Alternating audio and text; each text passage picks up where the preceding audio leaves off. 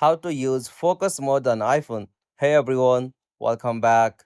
In this video, I will show you how can you use focus mode on your iPhone. So let's get started. First, you'll have to find out the option for focus mode. As you can find it from your control center, simply swipe down from the top right. From here, you can easily find your focus mode.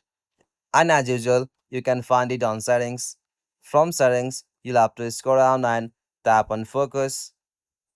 From the section, you'll be able to add new focus like here is pre-built-in focus mode for do not disturb, personal or sleep. If you want to just add one, tap on the plus icon at the top right. Now from here, simply you'll have to choose for the options like anyone recommended or you can custom it yourself. Like now, I'm choosing the option for gaming.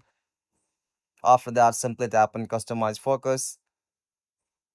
From here, you'll be able to choose the people or choose the app.